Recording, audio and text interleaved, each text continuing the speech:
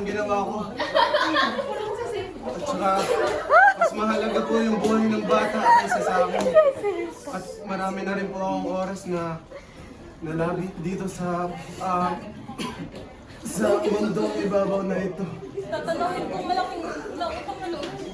Masaya ako. Bakit naman ako? Pre, kapit lang, pre. Mark!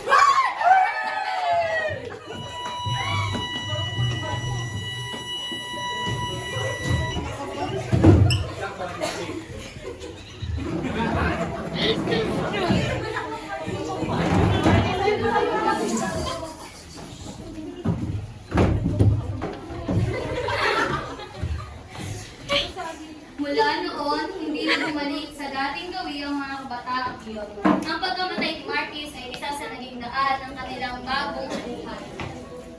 Hindi pa rin ako makapaniwala na wala na nga ni Marquez. Grabe yung ginawa niya. Kung kailan nakilala natin ang Panginoon, kaya naman din nawala. Grabe yung ginawa niya.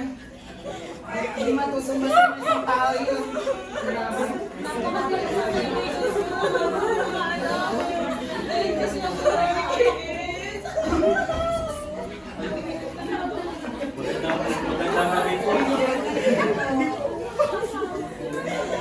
Kahit nakikirami po kami sa nangyari kay Marquez. Hindi pa man namin siya lubos na nakikilala, pero masaya po kami na kahit pa paano ay nakausap namin siya. Balitaan namin yung nangyari sa kanya at saludo kami sa kanyang ginawa. Yung ginawa niya, nagpapakita na hindi dapat tayo matakot sa kamatayan. At habang hindi pa ito dumarating sa punto ng buhay natin, ay manatili lang tayo sa pagbibigay pananampalataya sa Panginoon. Ang kamatayan ay isa sa pinakamahirap na tanggapin sa ating buhay. Ito ay madalas may kasamang luha,